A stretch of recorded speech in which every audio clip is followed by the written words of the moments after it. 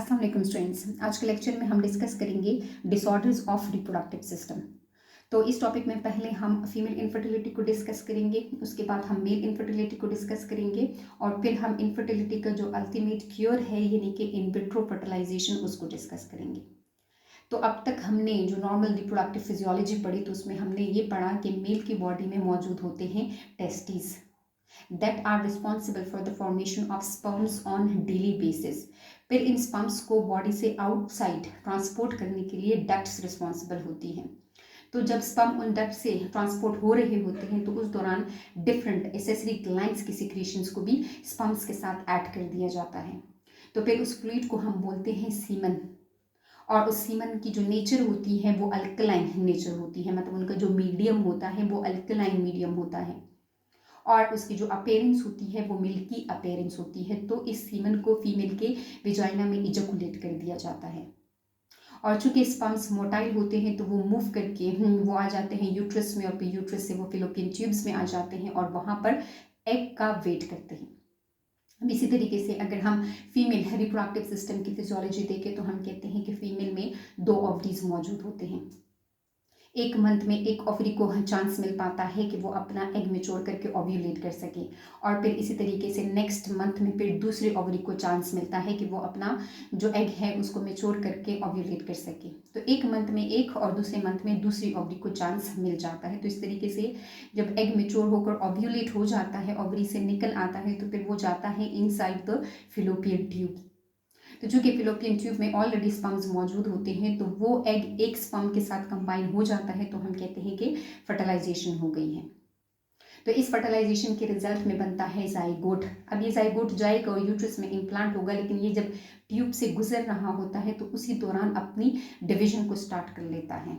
कुछ डिवीजन वो अपनी इन ट्यूब के अंदर ही परफॉर्म कर लेता है और फिर आता है यूट्रस में इम्प्लांट हो जाता है। अपनी बकिया डिवीजन फिर वो यहीं पर परफॉर्म करेगा, अपनी डेवलपमेंट का प्रोसेस गुजारेगा, अपनी ग्रोथ का प्रोसेस गुजारेगा और अप्रॉक्सीमेटली 9 मंथ के बाद इसको बॉडी से डिलीवर करवा दिया जाएगा।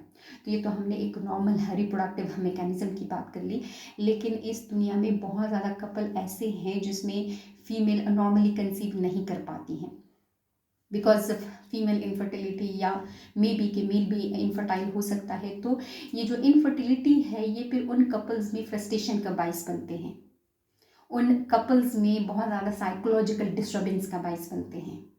तो एक नॉर्मल तरीके से कंसीव कर लेना और फिर उस प्रेगनेंसी को मेंटेन रखना और फिर एक हेल्दी बेबी को बर्थ दे देना, ये अल्लाह ताला की बहुत बड़ी ब्लेसिंग होती है।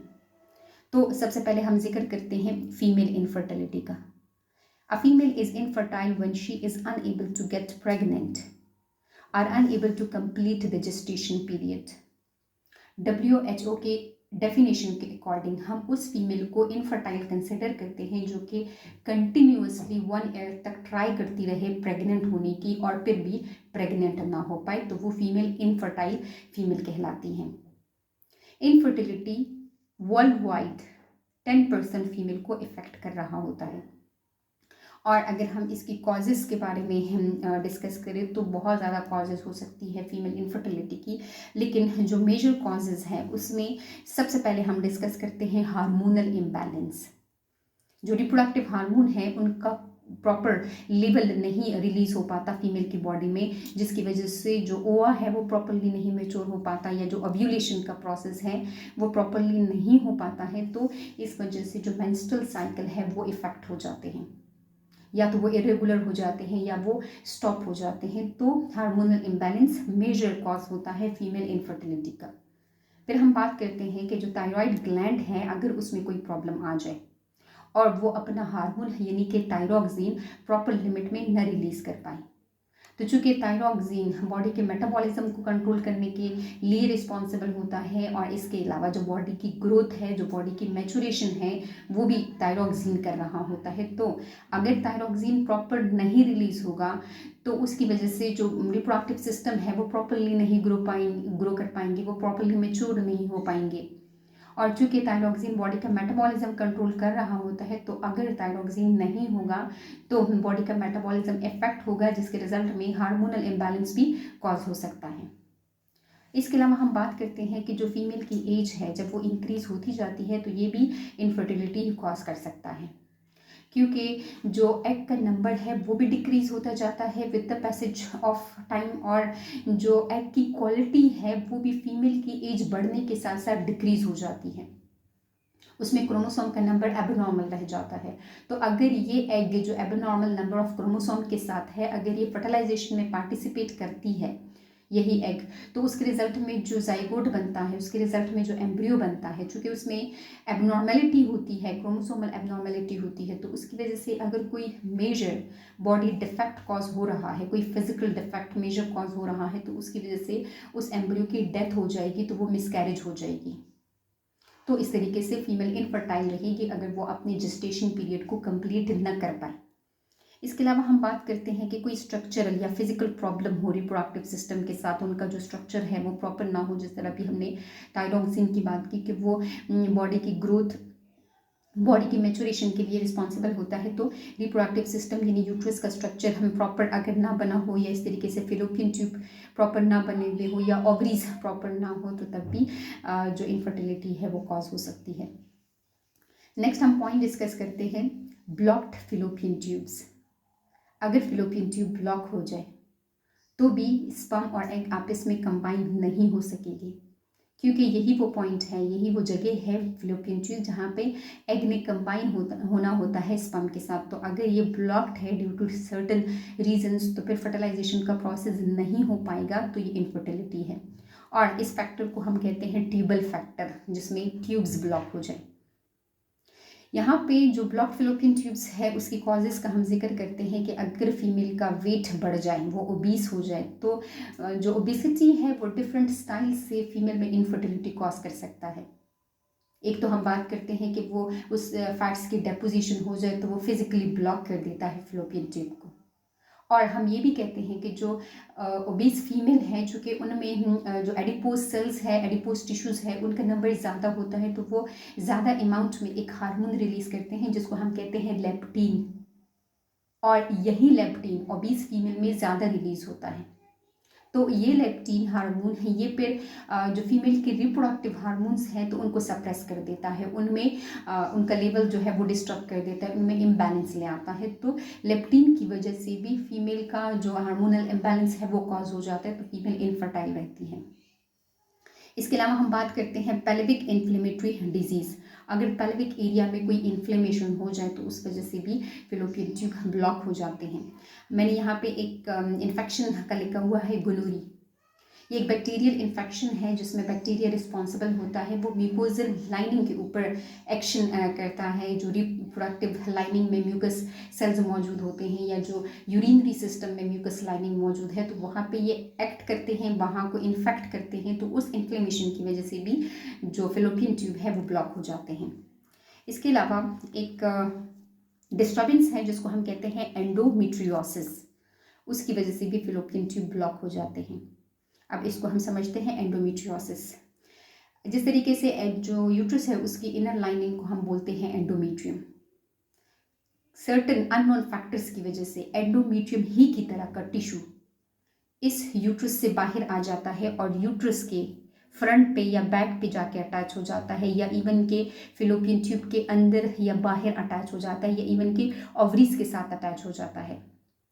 तो ये जो एंडोमेट्रियम है ये नॉर्मल एंडोमेट्रियम ही की तरह रिस्पॉन्स शो करता है रिप्रोडक्टिव हार्मोन्स को। जिस तरीके से मेंस्ट्रुअल साइकिल में, मेंस्ट्रुअल स्टेज में ये एंडोमेट्रियम लाइनिंग जो कि इनसाइड द यूट्रस है, जो कि एक नॉर्मल यूटेराइन लाइनिंग है, तो वो रिस्पॉन्स शो करेगी और वो रप्चर हो जाएगी जो मेंस्ट्रुअल स्टेज है, और in the form of blood वो विजाइना के थ्रू बाहर एक्सक्रीट आउट हो जाएगा, जिसको हम कहते हैं मेंस्ट्रुअल फ्लो। तो उसका तो रास्ता है वो तो वेजाइना के थ्रू वो ब्लड बॉडी से बाहर एक्सक्रीट हो जाएगा। लेकिन ये जो एंडोमेट्रियम टिश्यूज़ हैं जो कि यूट्रस के बाहर अटैच हुए हैं, या पेल्विक एरिया में कहीं पर भी जाके अटैच हुए हैं, इवन कि ये यूरिनरी ब्लैडर के साथ भी अटैच हुए हैं, तो ये चूँकि ये भी रिस्पॉन्स कर रहे हैं हार्मोन्स को, तो इनकी भी शेडिंग होगी। अब ये इनका जो ब्लड होगा तो वो डिस्टर्बेंस कॉज करेगा, क्योंकि उसके लिए तो बाहर निकलने का कोई रास्ता ही नहीं है, वो उस पेल्विक एरिया में ही वो ब्लड एकमुलेट होना स्टार्ट हो जाएगा। तो उस वजह से पैल्विक डिस्कम्फर्ट कॉज करेगा। और अगर ये यूट्रस के जो फिलोपियन ट्यूब्स हैं उनके अंदर अटैच हुआ है तो उस वजह से भी ब्लॉकेज कॉज करेगा, क्योंकि फिलोपियन ट्यूब ब्लॉक हो जाएंगे तो फर्टिलाइजेशन का प्रोसेस नहीं हो सकेगा। तो इस कंडीशन को, जिसमें एंडोमेट्रियम ही की तरह का टिश्यू एबनॉर्मल एरिया में जाकर अटैच हो जाए, यानी कि यूट्रस के साइड्स पे या यूरिनरी ब्लैडर के साइड्स पे या एब्डोमिनल एरिया में कहीं पर भी जाके अटैच हो जाए, तो इसको हम कहते हैं एंडोमेट्रियोसिस, जो कि फिलोपियन ट्यूब्स को ब्लॉक कर देते हैं, क्योंकि ये फिलोपियन ट्यूब के अंदर भी जाकर अटैच हो जाते हैं। इसके अलावा हम बात करते हैं यूटेराइन फाइब्रॉइड, यानी यूट्रस के अंदर कोई बिनाइन टाइप का कैंसर अपेयर हो जाए, नॉन कैंसीरियस बिनाइन ट्यूमर, जो कि with the passage of time वो बढ़ने लगते हैं, वो राउंडेड से स्ट्रक्चर होते हैं और ये यूट्रस में डिफरेंट एरिया पे ग्रो कर सकते हैं। एंडोमेट्रियम में भी ग्रो कर सकते हैं, या यूट्रस के बाहर भी ग्रो कर सकते हैं, या फिलोपियन ट्यूब के अंदर भी ग्रो कर सकते हैं। फिलोपियन ट्यूब के बाहर भी यही नॉन कैंसीरियस जो टिश्यूज़ है तो इनकी ग्रोथ हो सकती है। एंड ये जो टिश्यूज़ हैं जिनको हम कह रहे हैं कि ये बिनाइन ट्यूमर्स हैं, ये किस चीज़ से बने हुए होते हैं? Made up of smooth muscles. जिस तरीके से मायोमेट्रियम स्मूथ मसल से बना हुआ है, इस तरीके से ये भी स्मूथ मसल के बने हुए होते हैं along with the connective tissue.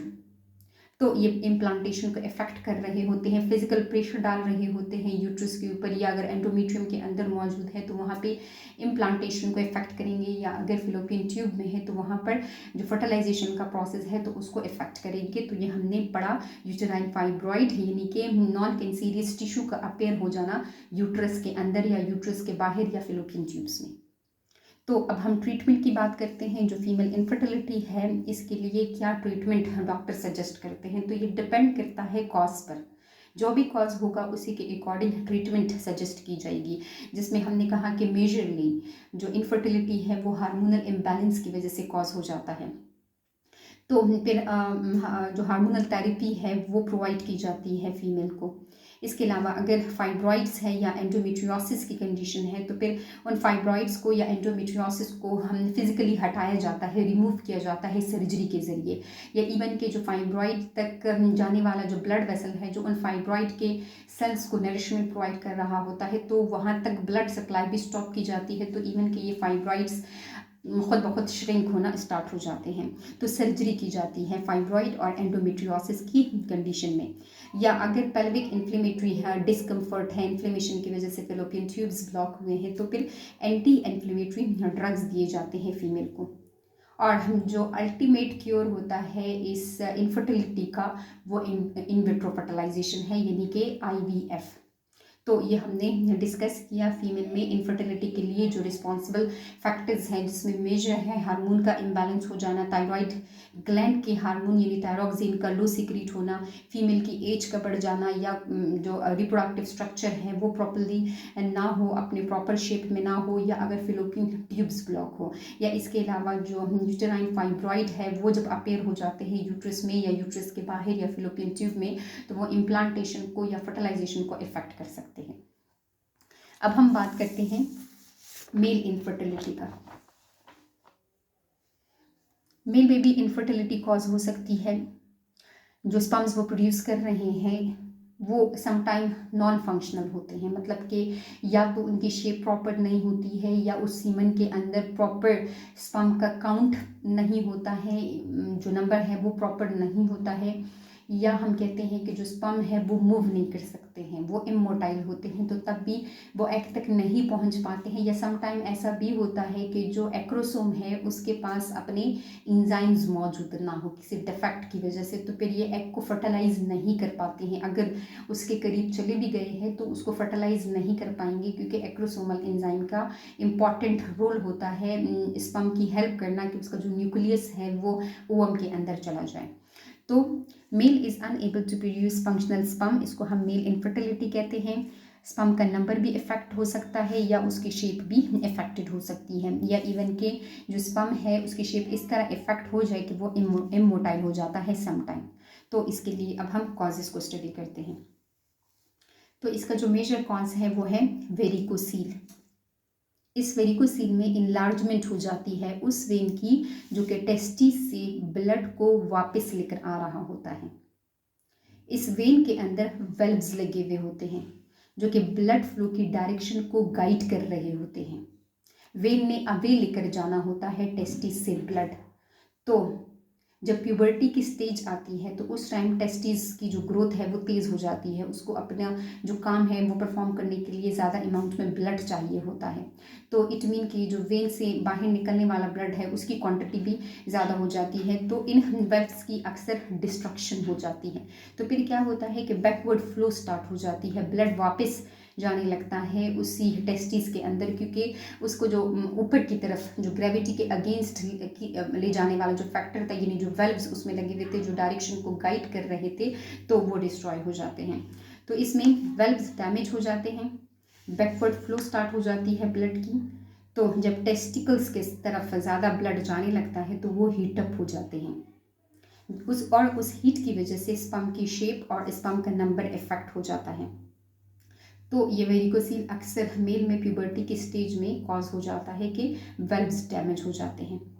इसके अलावा हम कहते हैं कि जो डक्ट्स हैं जो रिस्पॉन्सिबल होते हैं स्पर्म की ट्रांसपोर्टेशन के लिए, अगर उनमें किसी किस्म का ब्लॉकेज आ जाए तो तब भी स्पर्म ट्रांसपोर्ट नहीं हो सकते हैं। या इंजरीज, कोई फिजिकल इंजरी हो जाए, टेस्टिस डैमेज हो जाए या डक्ट्स किसी पॉइंट पर हम रप्चर हो जाए, उनमें इंजरी हो जाए, तो तब भी जो नॉर्मल रिप्रोडक्टिव मैकेनिज्म है मेल के अंदर वो डिस्टर्ब हो जाता है। या इन्फेक्शन, सर्टेन इन्फेक्शन भी रिस्पॉन्सिबल होते हैं, इन्फ्लेमेशन कॉज हो जाती है। जिस तरीके से हमने फीमेल में गोनोरी का जिक्र किया, तो वो बैक्टीरिया मेल में भी जो रिप्रोडक्टिव सिस्टम है, जो यूरिनरी सिस्टम है, उसको इफेक्ट कर सकता है, तो इनफर्टिलिटी कॉज करता है। इसके अलावा हम कहते हैं कि कोई damage related to the cancer, तो उसकी वजह से भी टेस्टिस है या जो डक्ट्स वगैरह है तो वो इफेक्ट हो जाते हैं। हार्मोनल इम्बैलेंस पे हमने बात कर ली कि जो रिप्रोडक्टिव सिस्टम है उसमें जितना भी मैकेनिज्म हो रहा है, यानी मेल की बॉडी में जो स्पर्म्स बन रहे हैं और फीमेल की बॉडी में जो एग बन रहा है, मैच्योर हो रहा है, ये सारा सिस्टम हार्मोन के अंडर कंट्रोल होता है। और उन हार्मोन का अगर लेवल प्रॉपर नहीं होता है तो रिप्रोडक्टिव मैकेनिज्म डिस्टर्ब हो जाता है। तो मेल के केस में भी जो हार्मोन है उनका लेवल प्रॉपर होना चाहिए ताकि जो स्पर्म है उनकी प्रॉपर नंबर बने और उनकी जो प्रॉपर शेप है तो वो भी बन सके। इसके अलावा कुछ जेनेटिक डिफेक्ट्स भी हैं जो कि मेल में इनफर्टिलिटी के लिए कॉज हो सकते हैं। इनमें सबसे पहले हम बात करते हैं क्लाइनफिल्टर सिंड्रोम के बारे में। ये एक ऐसा सिंड्रोम होता है जिसमें मेल के अंदर जो सेक्स क्रोमोसोम होते हैं उनका एबनॉर्मल नंबर आ जाता है। नॉर्मली मेल में सेक्स क्रोमोसोम XY होते हैं, लेकिन सिंड्रोम की वजह से मेल के अंदर एबनॉर्मेलिटी आ जाती है, उसमें 2 X और 1 Y आ जाता है, यानी कि XXY। तो इस किस्म की सिंड्रोम के साथ, इस किस्म की एबनॉर्मेलिटी के साथ मेल के अंदर एबनॉर्मल डेवलपमेंट हो जाती है मेल रिप्रोडक्टिव सिस्टम की, तो वो इनफर्टाइल रहता है। क्लाइनफिल्टर सिंड्रोम से सफ़र करने वाले मेल इनफर्टाइल रहते हैं। इसके अलावा एक दूसरी जेनेटिक डिस्टर्बेंस है जिसको हम कहते हैं सिस्टिक फाइब्रोसिस। ये भी एक जेनेटिक डिफेक्ट है जिसमें जीन नहीं होता प्रॉपरली या वो रिसेसिव हो जाता है, तो उसके रिजल्ट में जो म्यूकस सिक्रीशन होती है वो बहुत ज़्यादा, म्यूकस बहुत ज़्यादा गाढ़ा बन जाता है, बहुत ज़्यादा थिक हो जाता है। और हमें पता है कि जो रिप्रोडक्टिव सिस्टम है उसमें, या जो हमारा रिस्पायरेटरी सिस्टम है या जो एलिमेंट्री कैनाल है, उसमें जगह जगह पर म्यूकस सिक्रीटिंग सेल्स मौजूद होते हैं। तो जहाँ पर भी म्यूकस सिक्रीटिंग सेल्स मौजूद होते हैं तो वो गाढ़ा म्यूकस सिक्रीट करने लगते हैं, और यही थिक म्यूकस फिर अगर रिप्रोडक्टिव सिस्टम से प्रोड्यूस हो रहा है मेल की केस में तो उन ग्लैंड्स को ब्लॉक कर देगा जो इसको प्रोड्यूस कर रहे होते हैं। तो ग्लैंड्स की ब्लॉकेज होने की वजह से भी मेल इनफर्टाइल रहते हैं। तो ये हमने बात कर ली मेल इनफर्टिलिटी के बारे में। मेजर कॉज इसका वेरिकोसील है, लेकिन हार्मोनल इम्बैलेंस की वजह से भी जो स्पर्म्स हैं वो प्रॉपरली नहीं बन पाते, या कोई फिजिकल इंजरी हो जाए टेस्टिस को या डक्ट्स को, या कुछ जेनेटिक डिफेक्ट्स हैं यानी कि जो क्लाइनफिल्टर सिंड्रोम है जिसमें क्रोमोसोम का नंबर डिस्टर्ब हो जाता है, या सिस्टिक फाइब्रोसिस में म्यूकस बहुत ज़्यादा थिक बनने लगता है, तो वो म्यूकस स्टक हो जाता है डक्ट्स में, जिसकी वजह से स्पर्म की फ्लो में डिस्टर्बेंस कॉज कर रहा होता है। अब हम बात करते हैं इन विट्रो फर्टिलाइजेशन के बारे में। IVF असिस्टेड रिप्रोडक्टिव टेक्नोलॉजी के एक टाइप है, यानी कि आर्ट।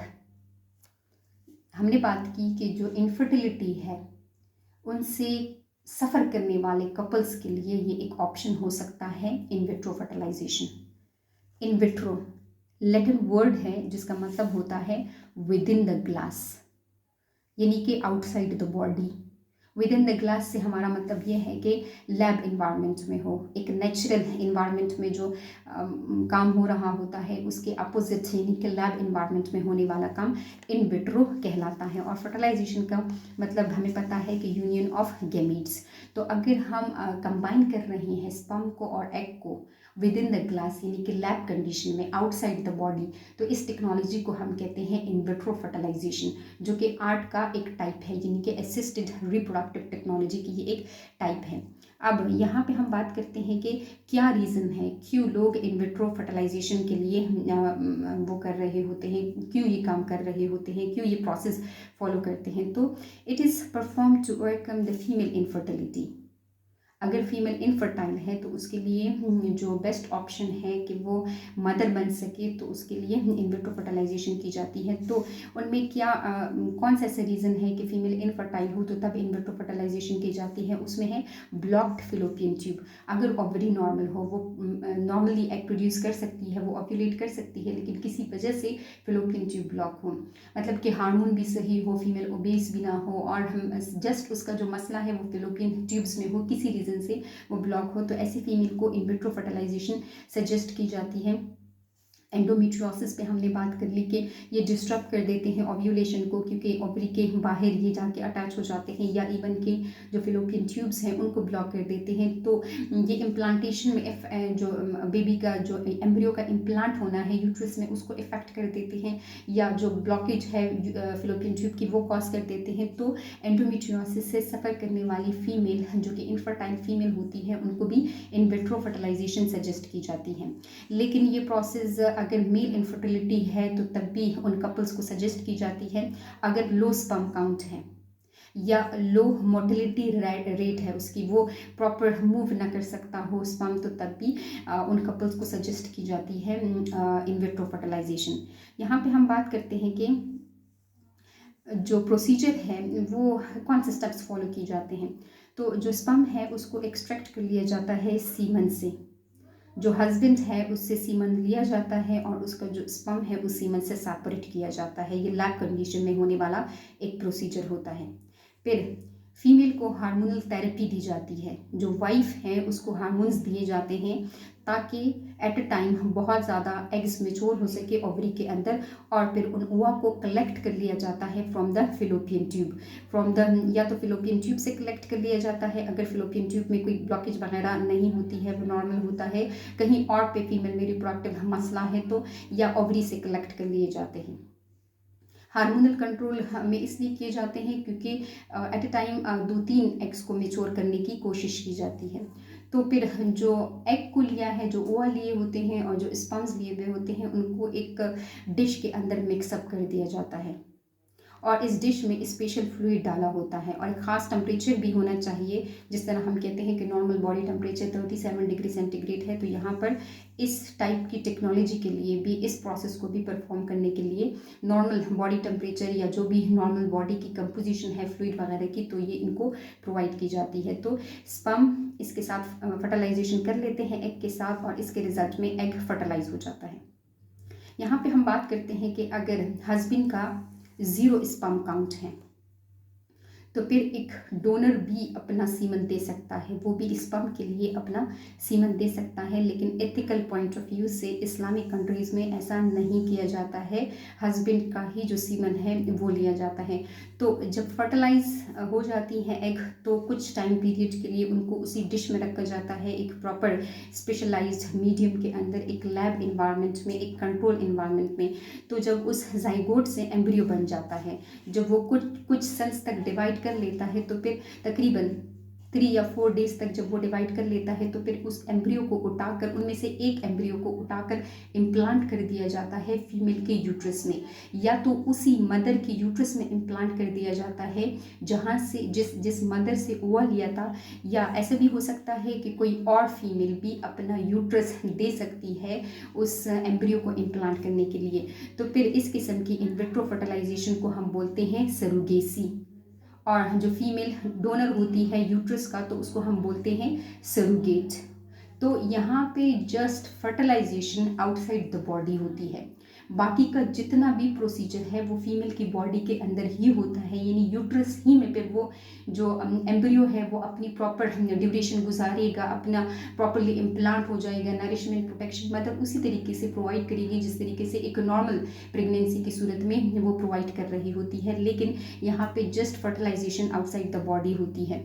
तो जो ऑस्प्रिंग बन जाता है, जो इस एम्ब्रियो के रिजल्ट में जो ऑस्प्रिंग की जो डेवलपमेंट होती है वो एक प्रॉपर गेस्टेशन पीरियड ही की तरह हो रही होती है, और इसके रिजल्ट में जो ऑस्प्रिंग की बर्थ होती है तो उसको हम कहते हैं टेस्ट ट्यूब बेबी।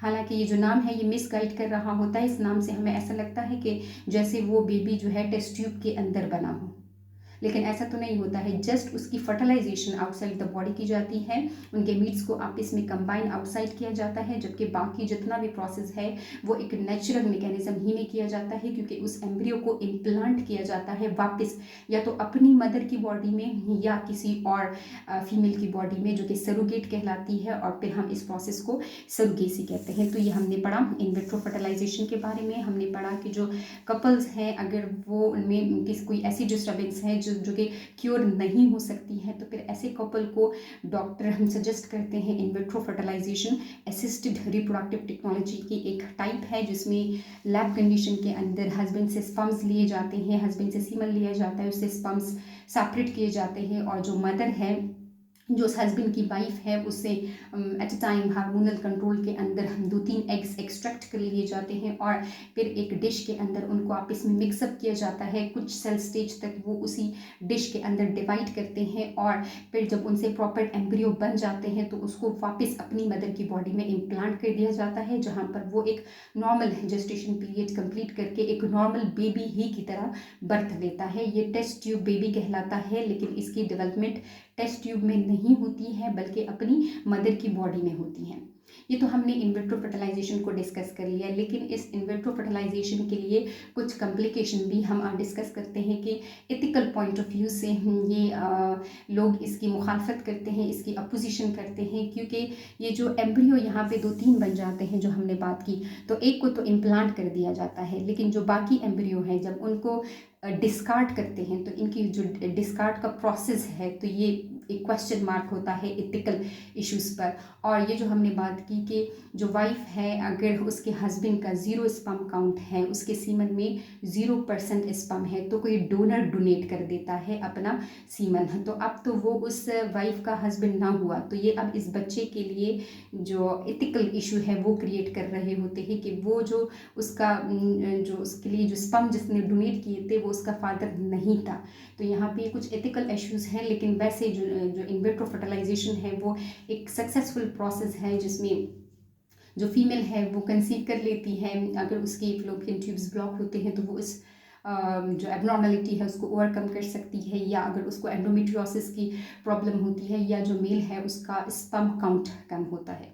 तो ये सारा था इन विट्रो फर्टिलाइजेशन के बारे में, जो कि इनफर्टिलिटी का एक मजबूत सा सोल्यूशन है।